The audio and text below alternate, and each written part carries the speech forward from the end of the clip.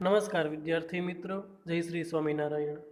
ધોરણ 6 વિષય સામાજિક વિજ્ઞાન, પાઠ 8 ભારત વર્ષની ભવ્યતા, જેની અંદર આજે આપણે અભ્યાસ કરવાના છીએ. તો તમારે તમારું પાઠ્યપુસ્તક પેન પેન્સિલ લઈ અભ્યાસ કરવા બેસવાનું છે. પાષાણકાળથી લઈને લગભગ 8મી સદી સુધીના પ્રાચીન ભારતના ઇતિહાસનું આપણે અધ્યયન કર્યું. તો કે હા, આપણે વિદ્યાર્થી મિત્રો પ્રથમ સત્રથી સામાજિક વિજ્ઞાનનો અભ્યાસ કરીએ છીએ. તો પાષાણ યુગથી આપણે શરૂઆત કરીએ તો કે હા, આદિમાનવ છે એ પથ્થરના હથિયારો બનાવતા અને એ હથિયારો વડે એ છે એ પશુઓનો શિકાર કરતા અને પોતે જીવન જીવતા. ત્યારથી તે 8મી સદી સુધીનું આપણે છે એ આપણા પ્રાચીન પહેલાંનું જે ભારત છે એમનું આપણે અધ્યયન કર્યું, એટલે કે આપણે એનો અભ્યાસ કર્યો. વિભિન્ન કાળની સંસ્કૃતિ એટલે કે અલગ અલગ સમયની બધી સંસ્કૃતિઓ, તેના શાસકો એટલે કે તેના રાજાઓ વિશે આપણે છે એ માહિતી મેળવી. ભારત એક ઉપખંડ જેટલું મોટું રાષ્ટ્ર છે. આપણો ભારત દેશ છે એક ઉપખંડ જેટલું મોટું, એટલે કે આપણો ભારત દેશ એ મોટો દેશ છે. પ્રાચીન કાળથી અનેક જાતિ, પ્રજાતિઓ, સમૂહો આ દેશની સમૃદ્ધિથી આકર્ષાઈ આ દેશમાં આવતા રહ્યા છે. આપણા ભારત દેશની અંદર પહેલાંના સમયથી પ્રાચીન કાળથી અનેક જાતિઓ, પ્રજાતિઓ, સમૂહો આપણા દેશની જે સમૃદ્ધિ છે તેનાથી આકર્ષાઈને આકર્ષણ થતાં તે લોકો આપણા દેશમાં આવતા રહ્યા છે રહેવા માટે. જેના કારણે ભારતીય સંસ્કૃતિમાં વિવિધતાનો સંગમ રચાયો. અને એના જ કારણે આપણી ભારતીય સંસ્કૃતિમાં વિવિધતાનો સંગમ રચાયો કે કેટલી બધી સંસ્કૃતિઓના દર્શન થાય છે. જવાહરલાલ નહેરુ જેને વિવિધતામાં એકતા એમ કહે છે, અને જવાહરલાલ નહેરુ છે એ એને વિવિધતામાં એકતા કે ભાઈ આટલી બધી અલગ અલગ સંસ્કૃતિના લોકો, બહારથી લોકો રહેવા માટે જાતિઓ, સમૂહો આવેલા છે, એ છતાં પણ વિવિધતામાં એકતા જોવા મળે છે. તેવા આ મહાન દેશની કલા અને સ્થાપત્ય તથા સમાજ જીવનની આપણે માહિતી મેળવશું. એટલે એવો આપણો આ ભારત દેશ છે કે એની અંદર કેટલાય પ્રકારની કલાઓ છે, અલગ અલગ સ્થાપત્યો છે, અને એનું સમાજનું જે જીવન છે એના વિશે આપણે આજે આ ભારત વર્ષની ભવ્યતા પાઠ 8 છે એની અંદર અભ્યાસ કરવાના છીએ. જેનાથી પ્રાચીન ભારતની પ્રજાના ગૌરવશાળી વારસાની આપણને માહિતી મળે કે જેનાથી આપણને પહેલાંના પ્રાચીન એટલે પહેલાંનો શબ્દ છે, પ્રાચીન ભારતની જે લોકો હતા એનો જે ગૌરવશાળી વારસો આપણને જે કંઈ વારસામાં આજે મળ્યું છે એની આપણે માહિતી મેળવશું. પ્રાચીન ભારત ખેતી જોઈએ તેની અંદર આપણા દૈનિક જીવનની મોટા ભાગની ખોરાક માટેની તેમજ વપરાશની વસ્તુઓ આપણને ખેત પેદાશોમાંથી મળે છે. એટલે વિદ્યાર્થી મિત્રો, આપણે રોજે દૈનિક એટલે કે રોજની જે આપણે મોટા ભાગની ખોરાક માટેની તેમજ જે આપણે વસ્તુઓ વાપરીએ છીએ, આપણા વપરાશમાં આવે છે, એ બધી જ વસ્તુઓ છે એ મોટા ભાગે ખેત પેદાશોમાંથી ઉત્પન્ન થાય છે અથવા ખેતીમાંથી મળે છે. ખેતીની શરૂઆત પ્રાચીન ભારતમાં થઈ હતી, અને ખેતીની શરૂઆત છે એ પ્રાચીન પહેલાંના આપણા ખૂબ જૂના સમય ત્યારથી શરૂઆત હતી. તે સમયમાં પણ ખેતી માટે વિવિધ ઓજારો અને સિંચાઈની વ્યવસ્થા હતી. તે સમયમાં પણ ખેતી માટે વિવિધ ઓજારો એટલે કે હથિયારો, સાધનો અને સિંચાઈ એટલે કે પાણી પાવાની જે પદ્ધતિઓ છે એ અલગ અલગ હતી. પ્રાચીન સમયમાં ઘઉં, જવ, ડાંગર, જુવાર, બાજરી, તલ, વટાણા વગેરેની ખેતી થતી હતી.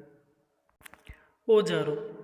હડપ્પા સંસ્કૃતિમાં ખેત ઓજારોમાં હળના અવશેષો મળ્યા નથી, પરંતુ હળ આકારનું રમકડું મળ્યું છે. તેથી જાણી શકાય છે કે તેઓ ખેતીમાં હળનો ઉપયોગ કરતા હતા. આપણે હડપ્પા સંસ્કૃતિ અગાઉ આપણે અભ્યાસ કર્યો વિદ્યાર્થી મિત્રો, એના જે ખેતોના ઓજારો, જે હથિયારો મળ્યા એમાં હળના આપણને અવશેષો મળ્યા નથી, પરંતુ હળ આકારનું રમકડું મળ્યું છે. જેના કારણે આપણે કહી શકીએ કે તેઓ લોકો ખેતીમાં હળનો ઉપયોગ છે જમીનને ખેડવા માટે કરતા હશે. આશરે 2500 વર્ષ પહેલાંના સમયથી ખેતી માટે લોખંડના સાધનોનો ઉપયોગ વધતો જતો હતો. એટલે આજથી લગભગ 2500 એટલે કે 2500 વર્ષ પહેલાંના સમયથી ખેતી માટે લોખંડના સાધનો છે એ આવવા લાગ્યા, વધવા લાગ્યા. તેમાં જંગલોને સાફ કરવા માટે કુહાડીઓ, પછી હળના ફળા એટલે કે ફાલ, એનું જે અણીદાર નીચેનું પાનું આપણે કહી શકાય તેનો પણ સમાવેશ થાય છે. આ ઉપરાંત દાતરડું, કુહાડીથી તેઓ પરિચિત હતા. એટલે કે જે આજથી 2500 વર્ષ પહેલાં છે એના જે લોકો છે એ કુહાડીઓ, હળના ફળા અને દાતરડું તેનાથી એને જાણતા હતા, એનાથી પરિચિત હતા. ત્યારબાદ આપણે સિંચાઈની વાત કરીએ કે ખેતીમાં એ લોકો પાણી છે એ ધાન્ય સુધી કેવી રીતે પહોંચાડતા અથવા એનું સિંચન છે એ કેવી રીતે કરતા. સમૃદ્ધ ગામડાઓ વગર રાજાઓ અને તેમના રાજ્યનું ટકી રહેવું મુશ્કેલ હતું. જે રીતે ખેતીના વિકાસ માટે નવા સાધનો અને ધરુરોપણો મહત્વપૂર્ણ પગલાં હતા, તેવી જ રીતે સિંચાઈ વ્યવસ્થા પણ ઘણી ઉપયોગી સાબિત થઈ હતી. વિદ્યાર્થી મિત્રો, અહીંયા જોઈ કીધું કે સમૃદ્ધ ગામડાઓ વગર રાજાઓ અને તેમના રાજ્યનું ટકી રહેવું મુશ્કેલ હતું. ત્યારે સરકાર ન હતી, રાજાશાહી રાજ્યો હતા. તો સમૃદ્ધ ગામડું હોય તો રાજા એમાંથી કર લઈ શકે ને. આપણે કર વિશે ભણી ગયા. આપણે ત્યાં ટેક્સ કહીએ છીએ કે આપણે અત્યારે ગવર્મેન્ટને બધા ટેક્સ ભરીએ છીએ, અને જ્યારે રાજાશાહી હતા ત્યારે બધા કર આપતા. એટલે કે જો સમૃદ્ધ ગામડું હોય તો ન હોય તો એના વગર રાજા કે એનું રાજ્ય ટકી રહે નહીં. શું કામ? તો કે તેને કર મળે નહીં. એ જ રીતે ખેતીના વિકાસ માટે છે નવા નવા સાધનો છે, એની મહત્વપૂર્ણ પગલાં એ હતા. તેવી જ રીતે સિંચાઈ વ્યવસ્થા પણ ઘણી ઉપયોગી સાબિત થઈ. આ સમયે સિંચાઈ માટે નહેરો, કૂવા, તળાવો તથા કૃત્રિમ જળાશયો બનાવવામાં આવ્યા હતા.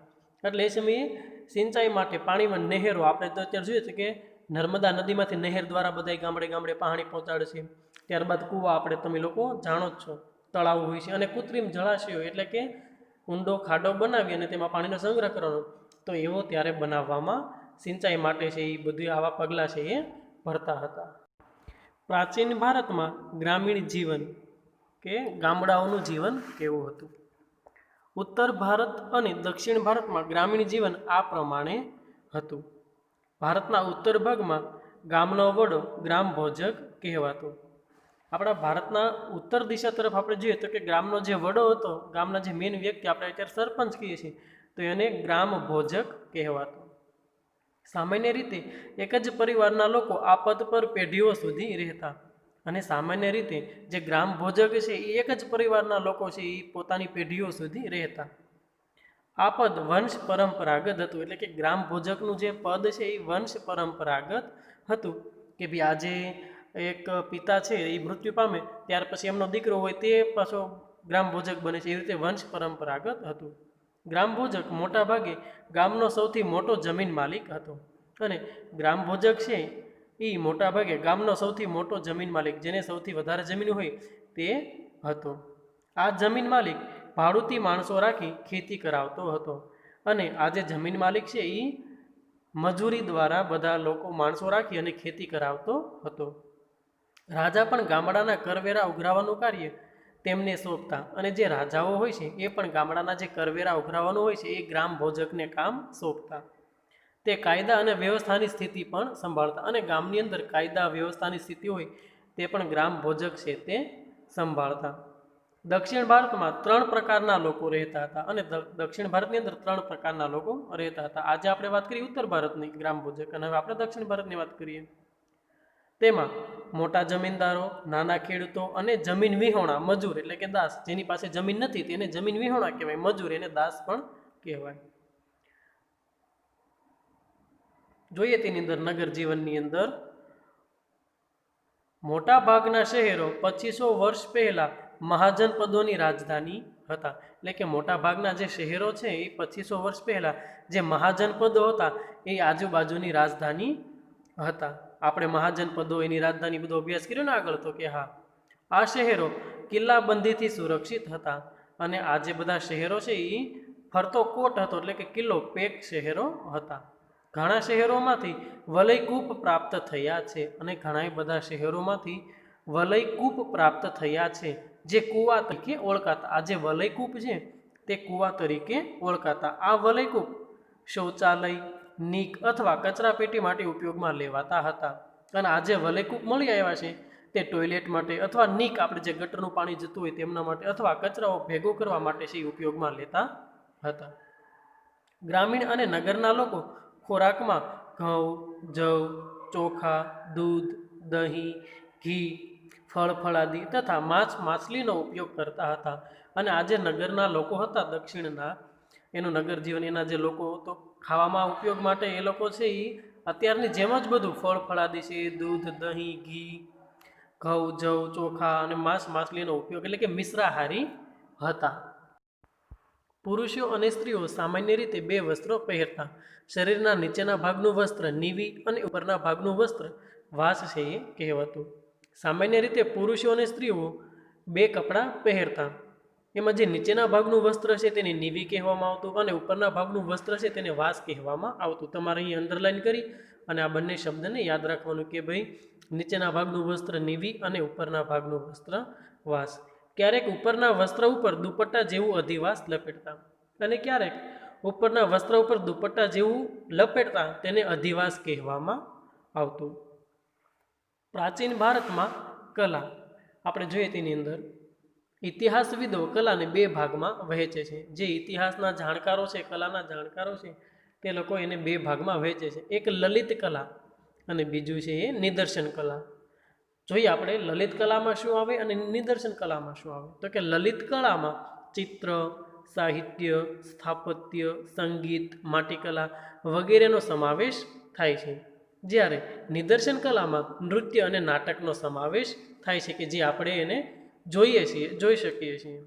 આપણે આ બાબતોને વિગતે જોઈશું.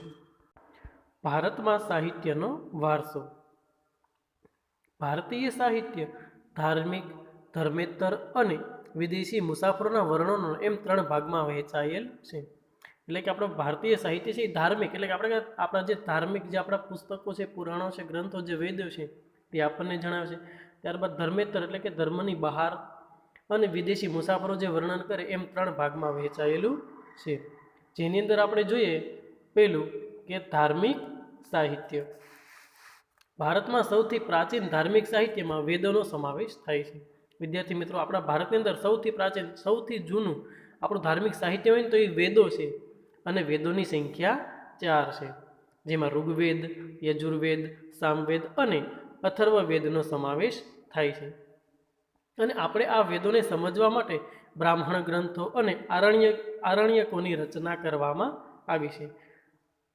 અને આજે આપણા વેદો છે એને સમજવા માટે બ્રાહ્મણ ગ્રંથો અને આરણ્યકોની રચના કરવામાં આવી. જેમાં શતપથ બ્રાહ્મણ, ગોપથ બ્રાહ્મણ અને બૃહદારણ્યક સૌથી અગત્યના ગણાવી શકાય કે જેના કારણે તમે વેદોને સમજી શકો. આ સિવાય રામાયણ અને મહાભારત એ બંને મહાકાવ્યો પ્રાચીન ભારતીય સમાજ, સંસ્કૃતિ અને ધર્મનો ત્રિવેણી સંગમ છે. અને આ વેદો ઉપરાંત આપણા પ્રાચીન જે મહાકાવ્યો છે, રામાયણ અને મહાભારત ખૂબ મોટા કાવ્યો છે. તે પ્રાચીન ભારતની અંદર એનું જે સમાજ હતું, એની રહેણી કહેણી, એની સંસ્કૃતિ, એનો ધર્મ, એટલે કે ત્રિવેણી સંગમ, તો કે 3 એની અંદર આવરી લીધેલું છે. વેદ વ્યાસ રચિત મહાભારત પ્રારંભમાં જય સંહિતાથી ઓળખાતું હતું. અને મહાભારત છે એના રચયિતા કોણ? તો કે વેદ વ્યાસ રચિત. જે મહાભારત છે એ પ્રારંભમાં, શરૂઆતમાં જેનું નામ હતું જય સંહિતા, એનાથી ઓળખાતું હતું. જે વિકસતું જતાં 1,00,000 શ્લોકનું મહાભારત થયું અને જેમાં વિકાસ થતો જતો આગળ 1,00,000 શ્લોકનું મહાભારત થયું. તે જ રીતે વાલ્મીકી રચિત રામાયણ ભગવાન શ્રી રામની કથાની સાથે આદર્શ સમાજ જીવન અને નૈતિક ધોરણોનું ચિત્રણ થયેલું છે. અને મહાભારતની જેમ જ રામાયણ છે એ વાલ્મીકીએ લખેલું છે અને મહાભારત છે એ વેદ વ્યાસે રચેલું છે, બરાબર, લખેલું છે. તો રામાયણ છે ભગવાન શ્રી રામની કથા છે, એમની આપણને બધી વાત કરે છે એની અંદર. અને આદર્શ જીવન, આપણે સારું જીવન કેમ જીવી શકીએ અને નૈતિક ધોરણનું ચિત્રણ છે એ રામાયણની અંદર થયેલું છે. 108 જેટલા ઉપનિષદો ભારતીય ચિંતનના મહામૂલા ગ્રંથો છે. એટલે કે 108 જેટલા ઉપનિષદોની સંખ્યા છે જે આપણા ભારતીય ચિંતનના મહામૂલો ગ્રંથો છે. જેમાં આપણે જોઈએ તો કે કઠ, કેન, પ્રશ્ર, મુંડક, માંડુક્ય, ઈશાવાસ્યમ અને ચાંદોગ્ય ઉપનિષદો ભારતના તત્વજ્ઞાનના મહાન ગ્રંથો છે. આજે કઠ, કેન, પ્રશ્ર, મુંડક, માંડુક્ય અને ઈશાવાસ્યમ અને ચાંદોગ્ય એ ઉપનિષદો છે ભારતના જે તત્વજ્ઞાન છે એના મહાન ગ્રંથો છે. પુરાણોની સંખ્યા 18 જેટલી છે. આપણા પુરાણો છે તેમની સંખ્યા 18 છે, તમારે યાદ રાખવાનું વિદ્યાર્થી મિત્રો. જેમાં વિષ્ણુ પુરાણ, ગરુડ પુરાણ, વાયુ પુરાણ અને મત્સ્ય પુરાણ તેમજ ભાગવત વિશિષ્ટ ગ્રંથો તરીકે ખ્યાત થયા છે. તમે ઘણીવાર ગરુડ પુરાણ એવા શબ્દો સાંભળ્યા છે, કોઈ ગુજરી ગયું હોય ત્યારે વંચાવતા હોય છે. તો આવા બધા જે ગ્રંથો છે એ વિખ્યાત થયેલા છે અથવા ખ્યાતિ પામેલા છે, જે આપણા વિશિષ્ટ ગ્રંથો છે. બૌદ્ધ અને જૈન ધર્મના મહાન ગ્રંથોમાંથી આપણને માનવ જીવન અને ધર્મની માહિતી મળે છે.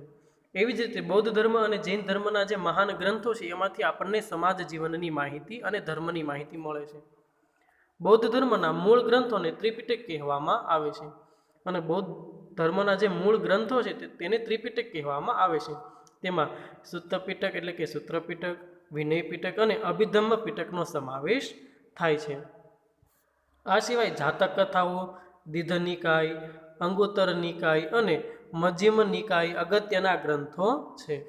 ત્રિપિટક સિવાય પણ બૌદ્ધ ધર્મની અંદર જે જાતક કથાઓ છે તેમાં દીધ નિકાય, પછી અંગુત્તર નિકાય અને મજ્જિમ નિકાય અગત્યના ગ્રંથો છે. નાગસેનનું મિલિંદ એટલે કે પાન્હો જે પ્રશ્નો અને આર્ય મંજીષી શ્રી મૂળ કલ્પ અગત્યના બૌદ્ધ ગ્રંથો છે.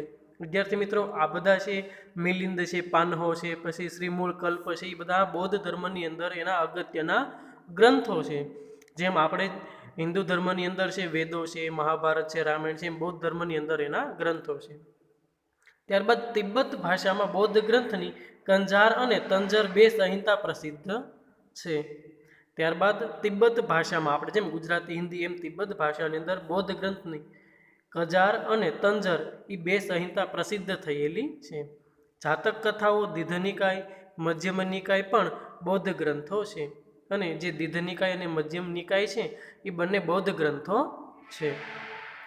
આ ઉપરાંત બૃહદ કથા, હરિવંશ પુરાણ, વાસુદેવ વિહીડી, સિદ્ધહેમ શબ્દાનું શાસન, દયાશ્રય અને કીર્તિ કૌમુદી મુખ્ય છે. જૈન ગ્રંથોને આગમ ગ્રંથો કહેવામાં આવે છે અને જે જૈન ગ્રંથો છે વિદ્યાર્થી મિત્રો એને આગમ ગ્રંથો તરીકે ઓળખવામાં આવે છે અથવા કહેવામાં આવે છે. આવા આગમ ગ્રંથોની સંખ્યા 12 છે અને આગમ ગ્રંથોની સંખ્યા 12 છે. જૈન ધર્મનું પ્રાચીન સાહિત્ય 14 પર્વ અને 12 અંગમાં વહેંચાયેલું છે અને જૈન ધર્મનું જે સૌથી પ્રાચીન જૂનું સાહિત્ય છે તે 14 પર્વ અને 12 અંગમાં વહેંચાયેલું છે. મુખ્ય ગ્રંથોમાં આગમો, આચાર અંગ અને વૈતાલિક, દશાવૈતાલિક સૂત્ર અગત્યના છે. વિદ્યાર્થી મિત્રો, આપણે જેમ શ્રીમદ ભાગવત ગીતાજી છે તો એને કેમ શ્લોકોમાં વિભાગ પાડવામાં આવેલો છે, અધ્યાયમાં વિભાગ પાડવામાં આવેલો છે, એમ આજે જૈન ધર્મનું પ્રાચીન સાહિત્ય છે 14 પર્વ અને 12 અંગમાં વહેંચાયેલું છે. અને મુખ્ય ગ્રંથોમાં જો આપણે જોઈએ જૈન ગ્રંથોના તો કે આગામો, આચાર અંગ, વૈતાલિક, દશાવૈતાલિક સૂત્ર એ અગત્યના જૈન ધર્મના ગ્રંથો છે.